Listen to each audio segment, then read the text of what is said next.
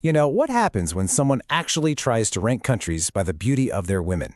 Well, you can bet the result is going to be controversial. Today, we're going to decode one of those global rankings and see what it might tell us about how we perceive beauty. But first, we have to ask the big question, right?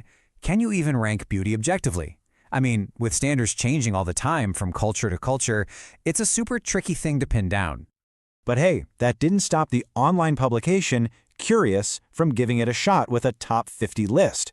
Now let's be super clear, we're not here to agree or disagree with what they found. Our goal is just to break down their ranking, look at the data, and see what kind of patterns emerge. Okay, so let's get right to the good stuff, the top of the list. We'll kick things off with a countdown of the top 3 before we look at the entire top 10. All right, coming in at number 3 is Ukraine. The source that made this list pointed out the country's, quote, striking and distinct features. And grabbing the number 2 spot, we find Italy. Now, according to the source, this high ranking has a lot to do with Italy's deep connection to classic beauty, fashion, and of course, art. And the country that QRIUS ranked as number 1, drumroll please, it's Brazil. They said its vibrant culture and incredibly diverse population are what helped it claim that top spot. Okay, so here's the full top 10 laid out for you. You can see right away that South America and Europe are really dominating, with 4 countries each. We also see Russia in there, the Philippines representing Asia, and France rounding out the group. Now, if we start breaking this down by region, some really clear patterns start to pop up.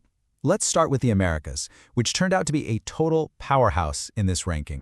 So, in total, 11 nations from the Americas made the list. This includes those heavy hitters like Brazil and Venezuela at the very top, North American neighbors like the US and Canada in the teens, and then several others all the way down to the Dominican Republic at number 50.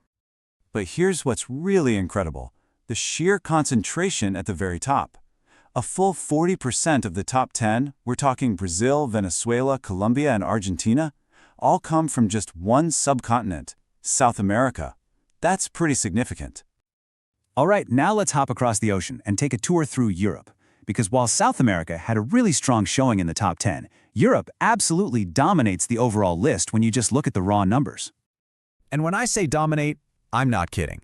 A staggering 23 out of the 50 countries on this list are from Europe. That is nearly half of the entire thing, giving it by far the biggest presence of any continent. And it's not like it's just one part of Europe either. The list really covers the whole map. You've got powerhouses from the east like Ukraine and Russia, Western nations like France and the UK, Southern Europe represented by Italy and Spain, and a really strong showing from Nordic countries like Sweden. So what about the rest of the world? We've covered the Americas and Europe. Let's take a look at the representation from Asia, Africa, and Oceania to get the full picture. Looking at the numbers, Asia has a really solid showing with 11 countries, which actually ties it with the Americas for the number of nations on the list. From there, Africa is represented by 3 nations, and Oceania has 2.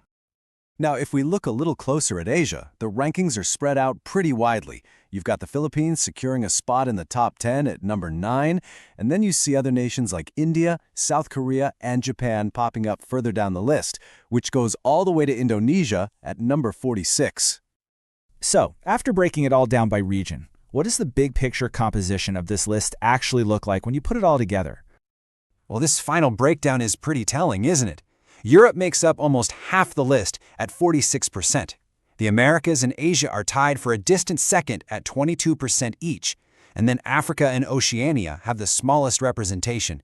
It shows a really clear geographical focus in this particular ranking. So the most important thing to take away from all of this is that a list like the one from QRIUS is, well, it's just one data point. It's a snapshot of a single perspective.